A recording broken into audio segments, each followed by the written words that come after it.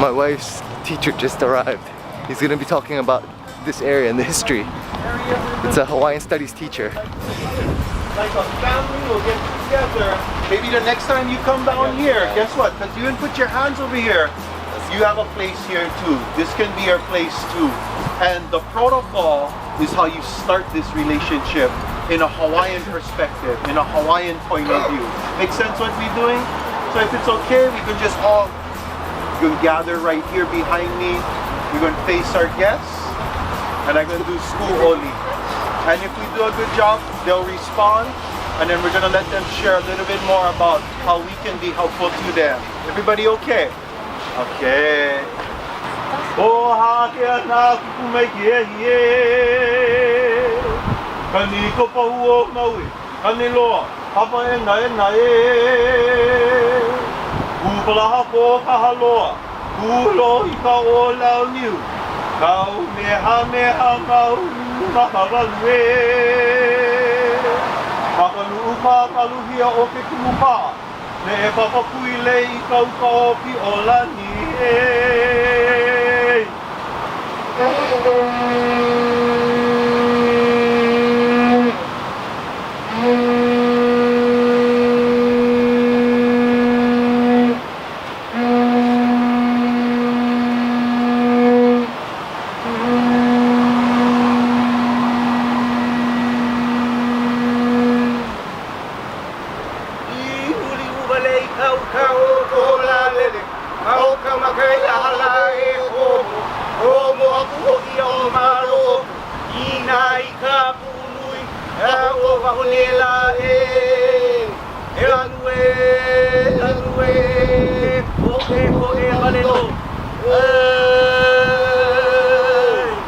Welcome to Aloha Life Now. I'm Danny, and I'm here with Mr. Palakiko. Aloha.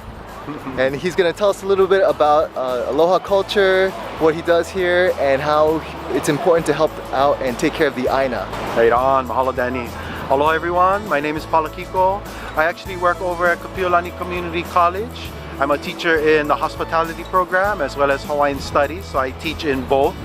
What I get to do is I have the wonderful opportunity to introduce my students to concepts like Aloha Aina and what this really means. For me, Aloha Aina is about love for the land, and it's not just something that you talk about, but it's something that you practice, it's something that you live.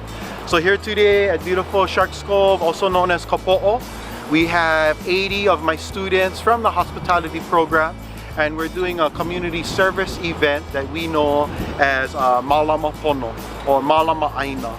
And it is about Malama Aina. It's about taking care of our land, taking care of our communities in different ways. So here at Malama Pupukea Waimea, this is a marine conservation district. It includes Sharks Cove as well as 3 tables and all the way down to Waimea. And all of this is part of our marine conservation district here. In this district, there's no fishing, so we really try to take care of the environment and see it as a place for the fish. If the fish do great here, our idea is that they'll spill out into other areas of the North Shore. So right here, this cove that you see behind me, this is really kind of the nursery for, I like to think, the entire North Shore when it comes to fish and repopulating our side of the island. Right now, what we have students doing is we have students doing 2 parts. So these plants that you see right here, this is all part of our native Hawaiian plants. This is phase 1. And the idea was if we can plant native plants here, it'll catch a lot of the debris, a lot of the runoff before it goes into the ocean. So phase 1 is here. We've been working on phase 2, phase 3.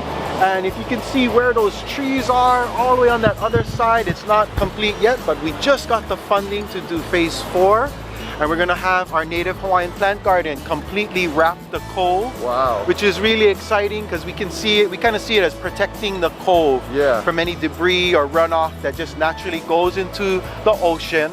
A lot of times plastics, they turn into little pieces of plastics. And for animal life, this looks like food. They eat the plastic, which is not good. So native plants can do a great thing for, you know, the animal life, the marine life that we have here at Sharks Cove. Another thing that is great about our native Hawaiian plants is that they have deep roots. They have deep roots. So they really hold the soil.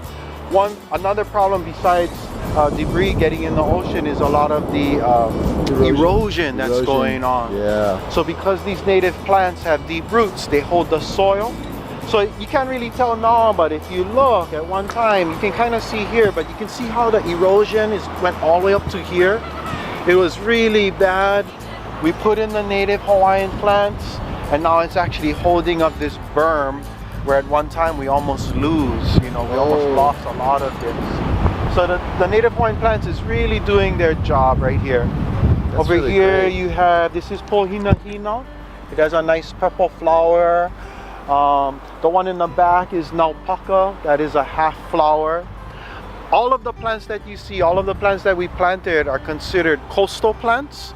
So this is the right type of environment, this is the right type of habitat for these plants to grow well. That's great. So just keeping the harmony. Keeping the harmony, using native plants, and using, simple things like manpower. Yeah, maybe not so simple, but getting our community involved, getting our students involved so that even they know a little bit about Aloha Aina, what it means to love the land. Not only do I work at KCC, but I live right up here at Pupukea. I live right up the hill.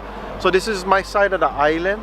And much more than just a community event today, this is my home. Yeah. So I really enjoy bringing my students to my home, the North Shore. Great time. We're in winter, we got waves, we get to see, we get to explore. At Kapiolani Community College, we have a lot of international students from all around the world. They don't even get to come to this side. Yeah. So it's really nice that I get to bring them to my home, and we get to enjoy, we get to help.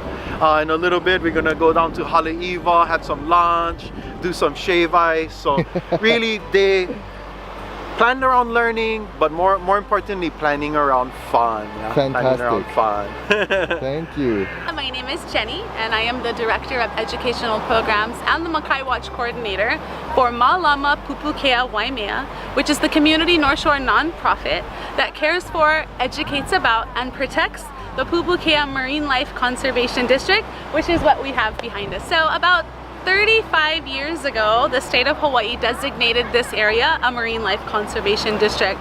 And marine life conservation districts are areas that are set aside to provide fish and other aquatic species with a protected area in which to grow and reproduce. And so many years went by, but the community here, who now had rules and couldn't fish, would see people poaching a lot. And so about 12, 13 years ago, some community members got together and decided to help the Department of Land and Natural Resources with the issue out here of poaching, and they formed what is called Makai Watch. And so Makai Watch is kind of like a neighborhood watch where volunteers come out, they learn the rules and regulations, and then they help become the eyes and ears for the authorities who police the area. So we actually got our start as a Makai Watch program. We were the first on Oahu, and right now we're the currently one right now on Oahu.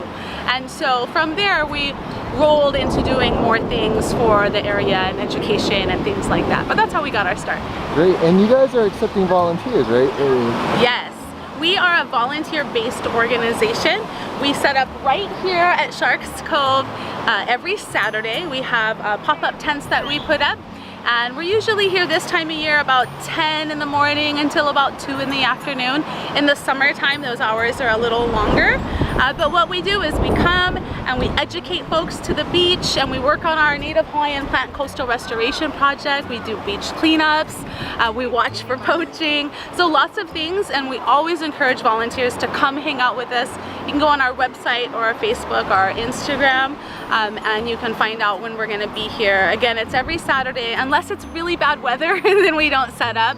And sometimes we're at a different community event, but we'll always post that on our social media so you'll know. But anyone is welcome to come and hang out and learn and work right alongside us. Great. What should volunteers bring, or what should they expect? Yeah, the best thing is definitely sun protection, and we're learning a lot, especially within the last couple of years, about sunscreen.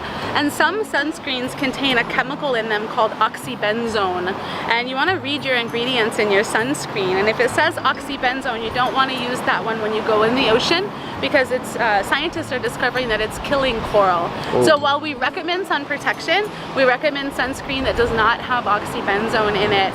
The best would be like a zinc oxide-based sunscreen, a hat or a rash guard, a long sleeve to cover your skin.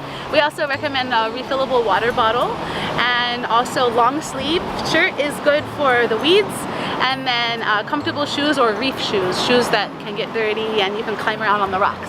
Shorts or long pants? Do you recommend long Either pants? way, some of our plants are a little pokey, so it just depends. You want to be comfortable, but at the same time you want to kind of be protected from the weeds. But if you're doing a beach cleanup or outreach and education, you don't have to worry about that. Okay. And we provide all the tools. We have all the gloves and the clippers and things like that for all the other projects.